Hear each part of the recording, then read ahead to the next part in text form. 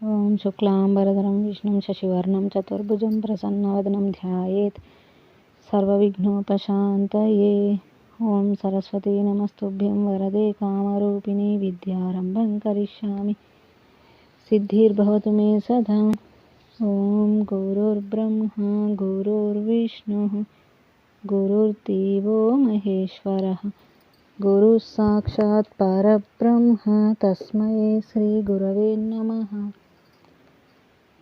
మనం యోగ వాసిష్టం అనే గ్రంథంలో నిర్వాణ ప్రకరణం ఉత్తరార్థంలో ఈరోజు 5వ భాగాన్ని ప్రారంభించుకుంటున్నాము.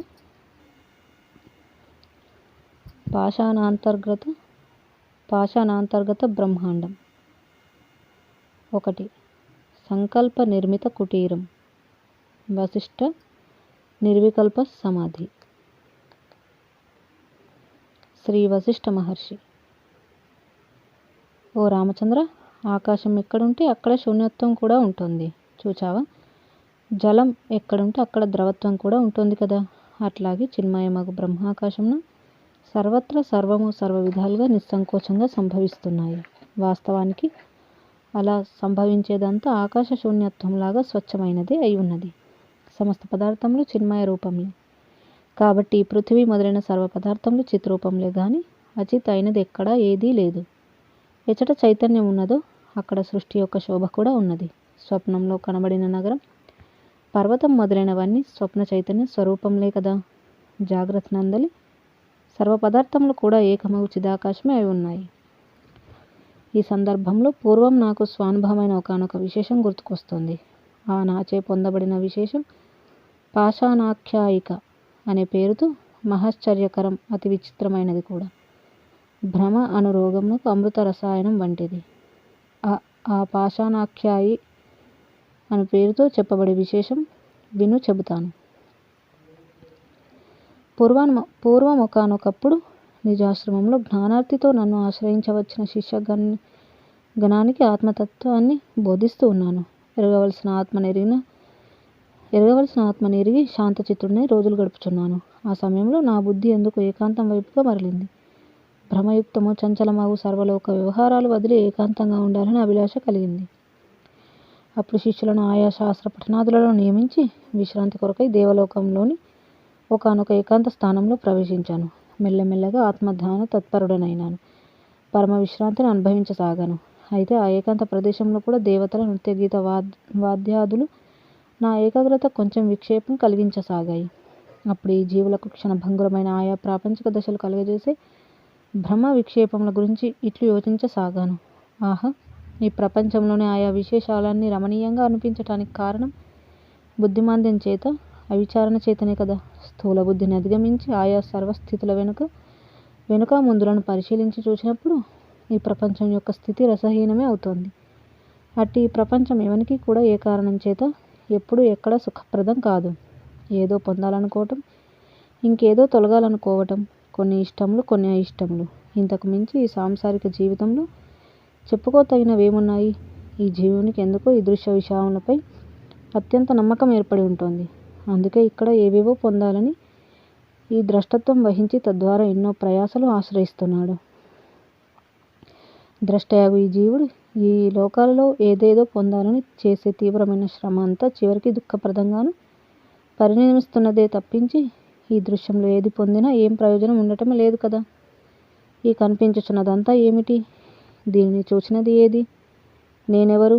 ఈ ప్రకారంగా వివేకంతో విచారణ చేసి చూచామా, ఇదంతా శాంతము, అజము, ఆకాశ సదృశము, నిర్మల చిన్మాత్రమ ఆత్మల వివర్తమే కదా అని తెలియవస్తోంది. అయినా దృశ్యం యొక్క భేద దర్శనం అంతా దృష్టి యొక్క విక్షేపమే కదా. ఇట్టి భ్రమాత్మకమైన దృష్టిని పొందుచున్నంత వరకు నాకు శాంతి లేదు. అట్టి విక్షేపం యొక్క శమనం కొరకై ఒకానొక ఏకాంత స్థానంలో సమాధిని ఆశ్రయించడమే ఉచితం.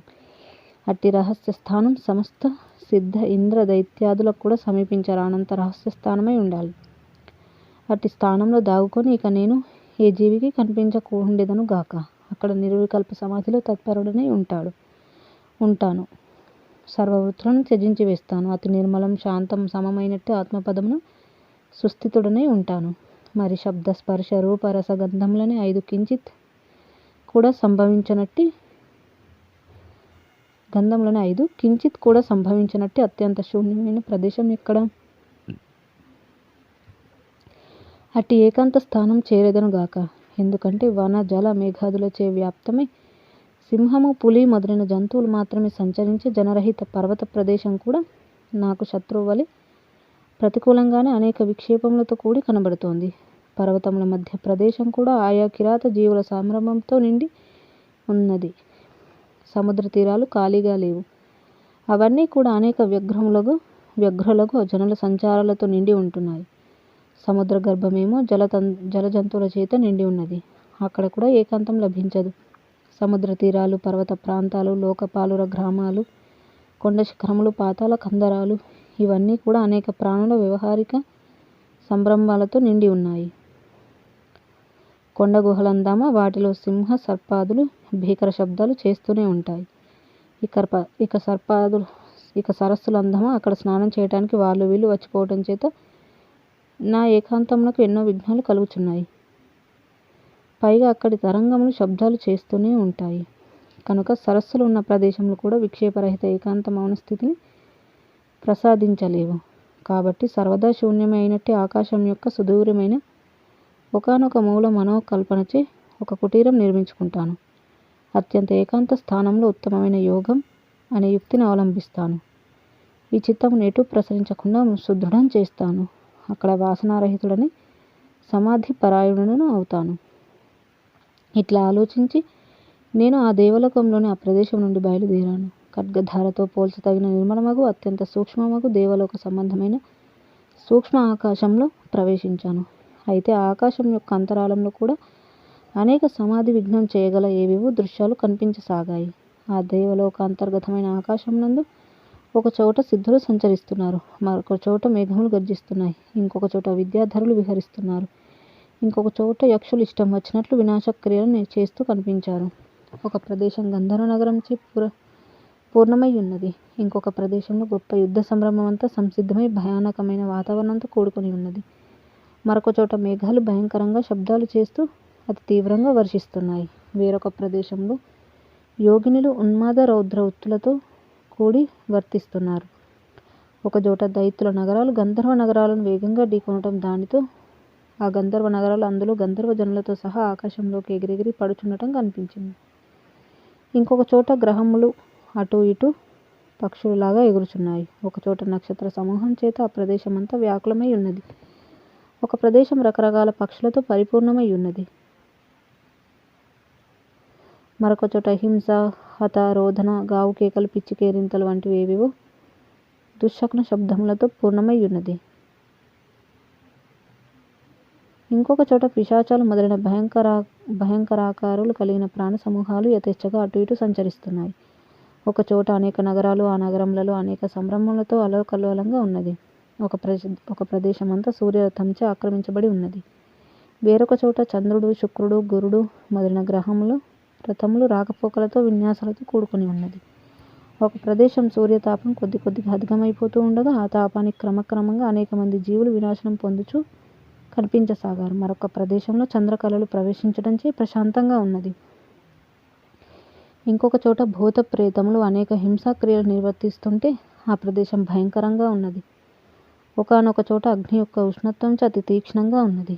ఇంకొక చోట బేతాళములు నివసిస్తున్నాయి. వేరొక చోట భారీ శరీరములు గల పక్షులు నివసిస్తున్నాయి. ఒక చోట ప్రళయ మేఘాలు, ఇంకొక చోట ప్రళయకాల ప్రచండ అగ్ని వాయు వీచికలతో నిండి ఉన్నాయి. నేను ఆ ప్రాణి సమూహములన్నీ వదిలి అతి దూరంగా పయనించాను. అట్లా వెళ్ళి అతి విశాలము, అత్యంత శూన్యము ఒక నిర్జన ప్రదేశంలో ప్రవేశించాను. అక్కడ కలలో కూడా ఒక్క ప్రాణి లేదు. అయితే ఆ ప్రదేశంలో ఎక్కడి నుండో మెల్లగా వాయువు వీస్తోంది. అక్కడ ఎట్టి శుభ అశుభ శకునములు లేవు. ఆ ప్రదేశం ప్రపంచ జీవులకు సాధారణంగా అప్రాప్యమైనది. అక్కడ నా మనస్సంకల్ప బలంతో ఒక కుటీరం నిర్మించాను. నాచే నిర్మించబడిన ఆ కుటీరం కమలం యొక్క మొగ్గలాగా అతి సుందరంగా ఉన్నది. గోడలకు రంధ్రాలు లేవు. లోభాగాలన్నీ స్వయం ప్రకాశవంతమై ఉన్నాయి. ఆ అందమైన కుటీరంను నా సత్య సంకల్ప ప్రభావంతో నిర్మించాను సుమా. ఇక ఆ తర్వాత ఆ చుట్టుప్రక్కలకు ఏ సాంసారికమైన ప్రాణి రాకుండా చిత్తముచే సంకల్పించాను. ఇక అక్కడ కుటీరంలో సర్వభూతములకు అగమ్యమైనట్టి నిర్వికల్ప సమాధి యందు సంస్థితుడనైనాను. ఆ విధంగా నిర్వికల్ప సమాధిలో 100 సంవత్సరాలు గడిచిపోయినాయి. ఆ తర్వాత ఎందుకో సమాధి నుండి లేవాలి అనే ఒక ఆలోచన కలిగింది. అప్పటిదాకా పద్మాసనంపై కూర్చొని శాంతచిత్తుడనై మహామౌనం అవధరించి సమాధి స్థితిని అనుభవిస్తున్నాను కదా. అప్పటి వరకు గాఢ నిద్రయందు ఉన్న వాని వలె నిశ్చలంగాను, ఆకాశంలో నిర్మలంగాను, చిత్రంలో చిత్రింపబడిన మనుజుని వలెను నా నిర్వికల్ప సమాధి కొనసాగింది.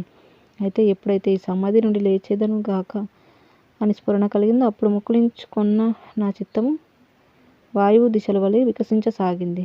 ఈ చిత్తము చిరకాలం ఏ పదార్థం ధ్యానిస్తుందో దాన్ని అది తక్షణం గాంచుతోంది కదా. అప్పుడే బోధ అంకురించసాగింది. వ్యుత్థానం నిమిత్తమై కర్మవీచిక నా హృదయంలో ఉదయించి విస్తారం పొందసాగింది. ఇక నా యొక్క జీవ చైతన్యమూర్తి సహితమై ప్రబుద్ధం కాసాగింది. సమాధిలో గడిపెట్టినట్టు ఆ 100 సంవత్సరంలో నాకు మాత్రం 1 నిమిషంలాగా గడిచిపోయింది. ఎట్లా అంటావా? ఇందులో నీకు కొత్తగా చెప్పవలసిన విశేషం ఏమున్నది? ఏకాగ్రమైన చిత్తము కలవానికి సుదీర్ఘ కాలం కూడా అత్యల్పంగానే తోస్తోంది కదా. నేను ఇక సమాధి నుండి విరామం భావిస్తుండగా ఒకనొక క్రమంగా నా యొక్క బాహ్య జ్ఞానేంద్రియాలు కూడా వికసించసాగాయి. ప్రాణవాయువులు దేహమంతా ప్రసరించి పరిపూర్ణం చేయనారంభించాయి. నెమ్మదిగా ఇంద్రియ వృత్తులతో కూడి జీవ చైతన్య సహితుడనైనాను. అప్పుడు నా వద్దకు ఇచ్చాని పత్నితో కూడిన అహంకారమైన పిశాచం ఎక్కడి నుండి వచ్చి చేరింది. జై శ్రీరామ్. ఇచ్ఛ అనే పత్నితో కూడిన అహంకారం అనే పిశాచం ఎక్కడి నుండో వచ్చి చేరింది. జై శ్రీరామ్. ఈ విధంగా మనకి సంకల్ప నిర్మిత కుటీరం, వశిష్ఠ నిర్వికల్ప సమాధి అనే అంశాన్ని గురించి తెలియజేయడం అనేది చూసాము. 2. అహంకారం యొక్క అసలు రూపం. శ్రీరాముడు: హే మహర్షి, మీరు చెప్పింది వింటుంటే కొంచెం ఆశ్చర్యంగా ఉన్నది. నిర్వాణ స్థితి సంపాదించుకొని ఉన్నట్టు తమంతటి వారిని కూడా ఈ అహంకార పిశాచం సమీపించి ఆవేశించగలదా? నా యొక్క సందేహ నివృత్తి కొరకై ఈ విషయం విశదపరచండి. శ్రీ వశిష్ఠ మహర్షి: ఓ రామచంద్ర, ఇటు జ్ఞానికైనా అటు అజ్ఞానికైనా కూడా అహంకారం అనేది లేకపోతే ఆ ఇరువురికి కూడా శరీర స్థితి సంభవించజాలదు. ఎందుకంటావా? ఒక వస్తువు ఉండటానికి ఆధారం అక్కడ ఉండాలి కదా. ఆధారం లేకపోతే అధేయ పదార్థ స్థితి ఉండజాలదు కదా. కనుక శరీరం నిలబడాలంటే దానికి ఆధారమైన అహంకారం ఉండక తప్పదు. అయితే జ్ఞాని అజ్ఞానుల అహంకారం విషయంలో ఒక ప్రత్యేకమైన విశేషం ఉన్నది. ఆ విశేష తత్వం ఏమిటో వింటే చిత్త విశ్రాంతి కలుగుతోంది. అహంకార పిశాచం తొలగిపోతుంది కూడా. కనుక చెప్తాను విను. వాస్తవానికి అహంభావం అనేది లేదు. పసిపాప బొమ్మను చంకన పెట్టుకొని నా బిడ్డ పడిపోతాడేమో అని అనుకుంటుంది చూచావా? అట్లా ఒకానొక ఉద్వేగం ప్రారంభమవుతుంది. అట్లాగే ఈ అహంభావ పిశాచం అజ్ఞానమైన బాలునిచి అంతఃకరణంలో కల్పించబడుతోంది. కల్పన చేత మాత్రమే దానికి ఉనికి లభిస్తోంది. అయితే దీపం దగ్గర పెట్టుకున్న వానికి చీకటి సమీపించగలదా? ఏ జ్ఞాని విచారణ అనే ఉద్యమాన్ని తన వెంట ఉంచుకొని ఉంటాడో అట్టి వారికి అజ్ఞానం, అహంకారంల ఛాయ కూడా సమీపించలేదు. అసలు అది ఉంటే కదా లభించటానికి. జ్ఞాన దృష్టిచే అది వాస్తవానికి లేదు. ఎంతెంత వరకు విజ్ఞాన దృష్టితో విలోకనం చేస్తామో అంతంత వరకు ఈ అహంకారం విలీనమై ఆత్మకు అనన్యంగా రూపుదిద్దుకుంటుంది. విచారణ యొక్క ఆధిక్యతను అనుసరించి ఈ అహంకార పిశాచి క్షయిస్తూ ఉంటుంది. ఒకనికి చీకట్లో అక్కడ ఖాళీ ప్రదేశం అయినప్పటికీ దేహరహిత పిశాచం కనిపిస్తూ ఉంటున్నట్లు మూల అవిద్య ఉన్నంత వరకు కార్యరూప అవిద్య ఉంటూనే ఉంటుంది. కారణం అజ్ఞానము, కార్యం అవిద్య. ఆకాశంలో ఉన్నది ఒక్క చంద్రుడే అయినప్పటికీ కంటి దోషం చేత రెండవ చంద్రుడు, ఆ రెండవ చంద్రునిలో రెండవ కుందేలు ఆకారం కనిపిస్తుంది. ఈ సృష్టి అనే ప్రదర్శనమంతా అజ్ఞానం చేతనే ఉత్పన్నం అవుతున్నందున వాస్తవానికి ఇది లేనిదే అయి ఉన్నది. ఆకాశంలో వృక్షం ఉండటానికి అవకాశం లేదు. అనంతమగు ఆకాశంలో నీ భాగం నా విభాగం అనేవి ఎక్కడుంటాయి? అట్లాగే అనంతమగు చిదాకాశంలో నీవు, నేను, నీది, నాది అనేవి ఉండజాలవు. ఎక్కడైనా లభిస్తూ ఉంటే అది అజ్ఞాన భ్రమను కారణంగా కలిగి ఉన్నది. అది సృష్టి నిర్వికారమై ఉన్నది. ఆది సృష్టి నిర్వికారమై ఉన్నది. ఇప్పుడు కూడా ఇప్పటి అట్లే నిర్వికారమై ఉన్నదయ్యా. మరెదురుగా కనిపిస్తున్న ఈ జగత్తును అనుభవిస్తున్న సృష్టి అహంకార మాట ఏమిటంటావా? నిరాకారమగు బ్రహ్మము పంచేంద్రియాలకు వాటిని సమన్వయపరిచి ఉపయోగించే మనస్సుకు కూడా అతీతమై కేవల సాక్షి అయి ఉన్నది. మనస్సుతో కూడిన పంచేంద్రియాలకు విషయమగుచున్న ఈ సాకార జగత్తునకు కారణం మనస్సుకు అతీతమగు బ్రహ్మం ఎట్లా అవుతుంది? అవదు. ఎందుకంటే బీజం ఉన్న చోట ఆ బీజం వల్ల అంకురం అనే కార్యం ఉత్పన్నమవుతుంది. ఎచ్చట బీజమే లేదు అచ్చట వృక్షం ఎట్లా ఏర్పడుతుంది? కారణం లేనిదే కార్యం ఏర్పడజాలదు కదా. అంతటా ఆకాశమే అయి ఉండగా ఇది తూర్పు ఆకాశం, అది పడమర ఆకాశం అనేది ఎట్లా ఏర్పడగలదు చెప్పు. అయినా తూర్పు పడమర ఉన్నాయి కదా అని అంటావా? అది సూర్యోదయం అనే ఒక విన్యాసానికి భూమికగా గల సంబంధం కావచ్చునేమో గాని ఆకాశంలో దిక్కులు అనే దాని స్వకీయమైన సత్త కాదు. సంకల్పంచే ఆకాశంలో వనములు కనిపించున్నట్లు ఈ జగత్తు సంకల్పమయం మాత్రమే. పదార్థంగా కనిపించేది కూడా పదార్థ భావన యొక్క స్థూలానుభవం మాత్రమే. అందుచేతనే ఒకే రూపం ఒకే దేహికి ప్రియంగాను మరొకరికి అప్రియంగాను ఇంకొకరికి ఉదాసీనంగాను అనిపించటం జరుగుతోంది. అంతేకాదు ఈ విధంగా ఈ జీవుడు జగత్తును పొందటం అనేది సందర్భ చమత్కారమే గాని వాస్తవ స్వభావం కాదు. సృష్టాది యందు ఏ నిష్కంటకమగు బ్రహ్మాండం యొక్క స్థితి అనుభూతమగుచున్నదో అది కూడా శూన్యం మాత్రమే అయి ఉన్నది. వాస్తవానికి ఈశ్వరుడు సృష్టి యొక్క విషమత్వం లేనివాడు, చిదాకాశ స్వరూపుడు, చైతన్యమయుడు. అట్టి ఈశ్వరుడి స్వకల్పిత స్వభావపూర్వకంగా తన యందు సృష్టి రూపంగా భాసిస్తున్నాడు. అహంకారం ఈశ్వర స్వరూపమే గాని ఈశ్వరునికి అన్యమైనది కాదు. ఈశ్వరునికి అనన్యమైనది కాదు. ఇందుకు దృష్టాంతం ప్రతిరోజు ప్రతి జీవికి అనుభవమయ్యే స్వప్న వృత్తాంతమే. స్వప్నంలో పర్వతాలు, నదులు, జీవులు మొదలైనవి కనిపిస్తున్నాయి. వాటన్నింటి యొక్క అసలు రూపం ఏమిటి? స్వప్నద్రష్ట చైతన్యమే ఆయా వివిధ రూపములుగా స్ఫురిస్తోంది కదా. అనగా స్వప్నం నందు చైతన్యం యొక్క స్వభావం చేతనే సృష్టి ఉన్నట్లే భాసిస్తున్నది. అదే రీతిగా సృష్టాది యందు చిదాకాశమున ఈ సృష్టి వాస్తవానికి లేకపోయినప్పటికీ ఉన్నట్లే భాసిస్తోంది. సృష్టికి మునుముందే ఏ విషయ జ్ఞానాతీత శుద్ధ జన్మాదిరహిత అవ్యయ అనాది అనంతమైనట్టి ఆత్మతత్వము అప్రతిహాతంగా ప్రకాశించి ఉన్నదో ఆ అప్రతిహత ఆత్మ ప్రకాశమే సృష్టి సమయంలో కూడా ఈ అహంకారము జగత్తు మొదలైన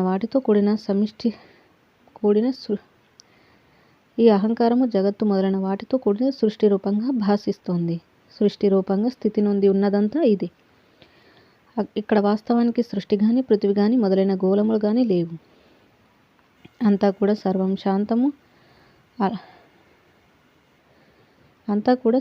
శాంతం అనాలంబం బ్రహ్మైవ స్థితం.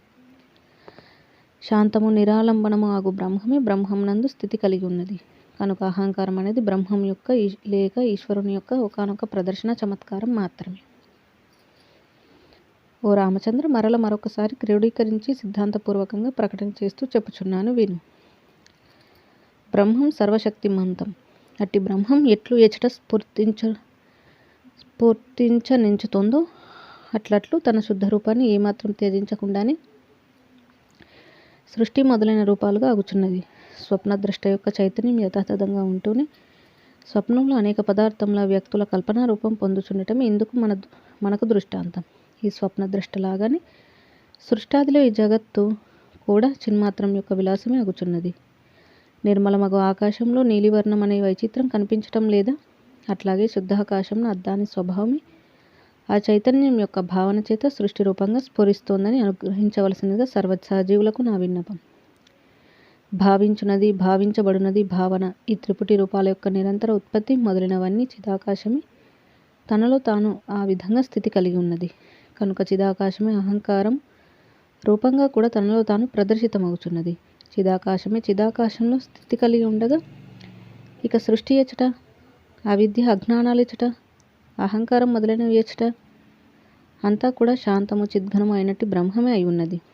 ఓ రామచంద్ర, ఈ విధంగా అహంకారం యొక్క వాస్తవ స్వరూపం ఏమై ఉన్నదో నీకు వచించాను.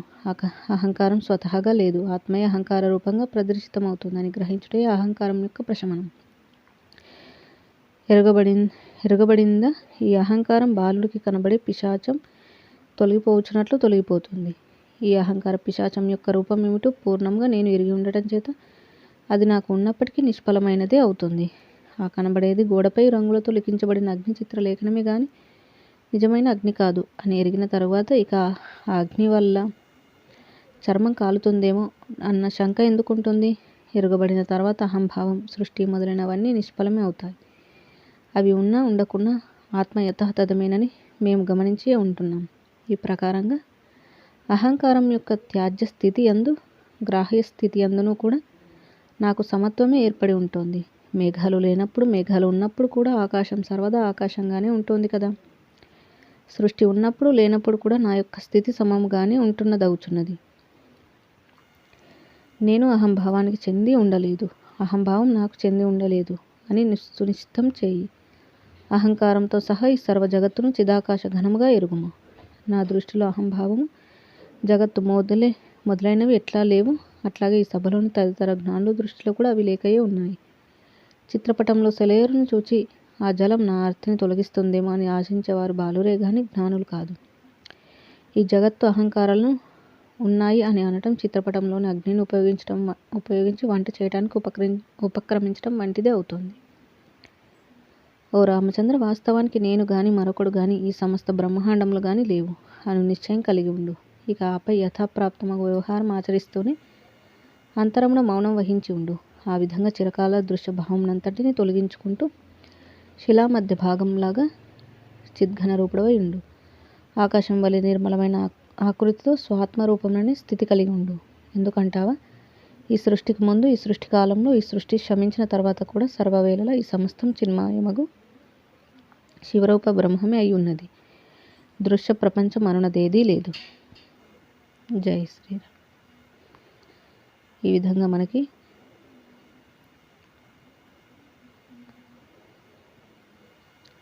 అహంకారం యొక్క అసలు రూపం అనే విషయాన్ని తెలియజేశారు. అలాగే జ్ఞానులకు ఎలా ఉంటుంది, అజ్ఞానులకు ఎలా ఉంటుంది అనే విషయాన్ని కూడా తెలియజేయడం మనం చూసాము.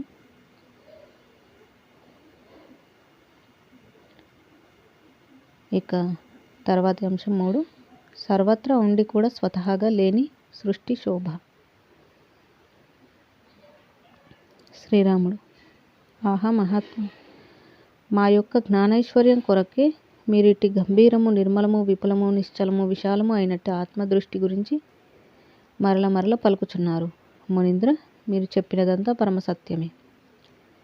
సర్వ విధాలుగా, సర్వవేళలా, సర్వం అంతటా, అన్ని సమయాలలోనూ ఇదంతా సద్రూపమగు బ్రహ్మమే అని సెలవిచ్చారు కదా. అది సత్యమే. అట్లా ఎవరికైనా అనిపించకపోవటానికి కారణం విచారణ అనుభవం తగినంతగా లేకపోవటం చేతని. విచారణ అనుభవాలచే ఇదంతా అట్టి ఏకరసమగు చిన్మాత్రంగానే ఒప్పుచున్నది స్వామి. వేదాంత వాంగ్మయాలలో అంతా పాషాణ మాత్రమే అంటూ ఉన్నారు కదా. ఏ బ్రహ్మజ్ఞ, మాకు మరింతగా బ్రహ్మజ్ఞానం అనుభవమయ్యేందుకు గాను మీరు ప్రారంభించిన పాషాణాఖ్యాయిక కొనసాగించమని నా విన్నపం.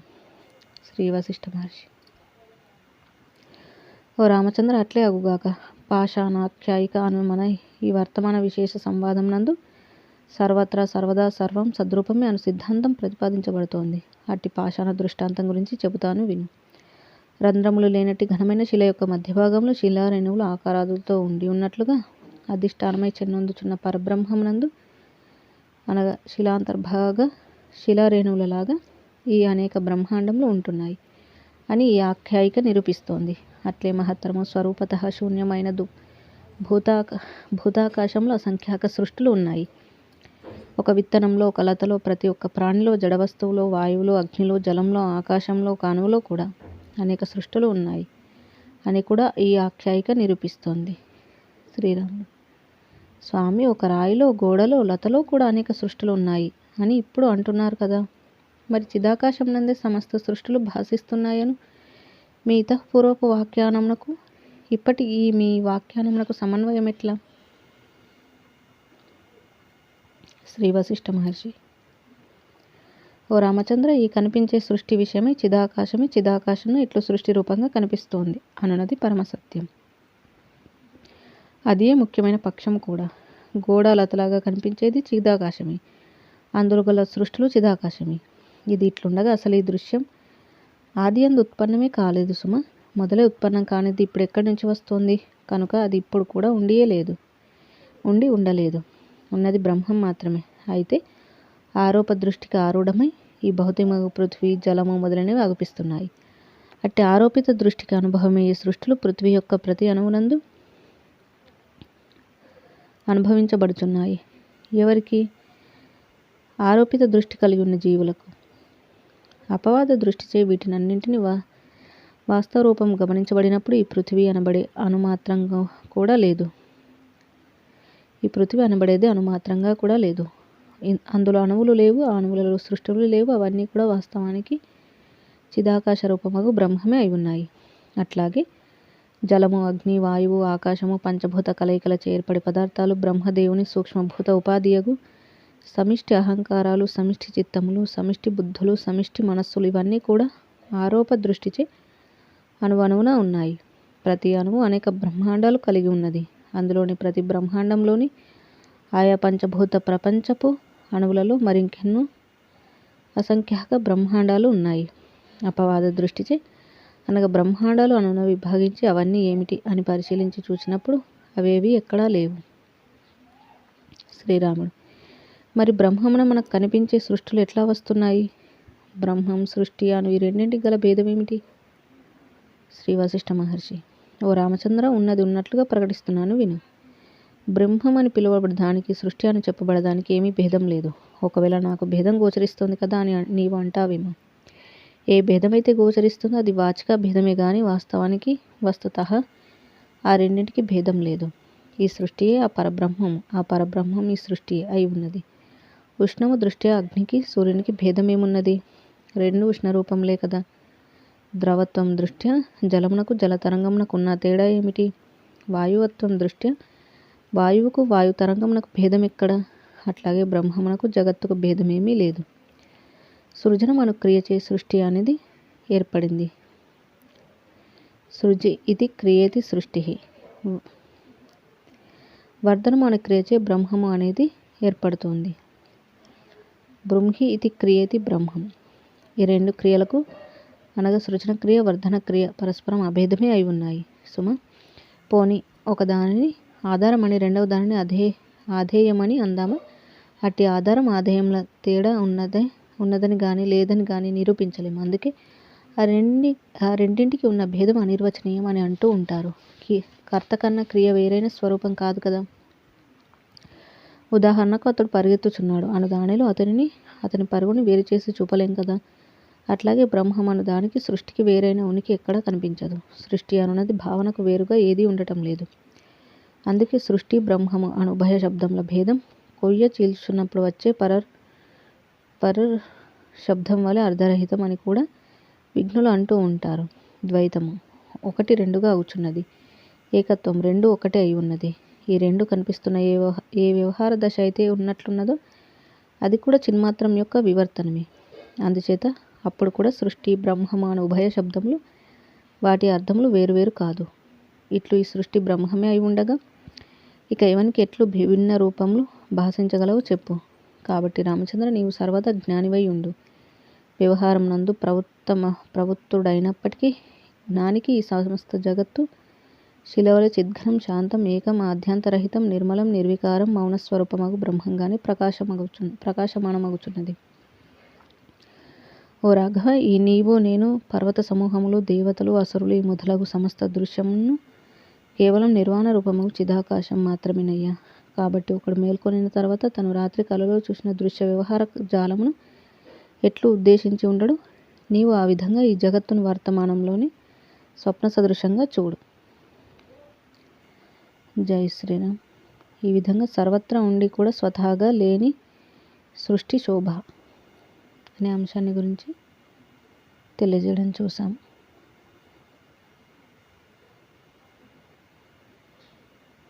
ఇక మిగిలిన అంశాలను మళ్ళీ తెలుసుకుందాం. ఇంతటితో ముగించుకుందాము. జై శ్రీరామ్. కాయేన వాచా మనసేంద్రియైర్వా బుద్ధ్యాత్మనా వా ప్రకృతే స్వభావాత్ కరోమి యద్యత్ సకలం పరస్మై నారాయణాయేతి సమర్పయామి. స్వస్తి. ఓం తత్సత్.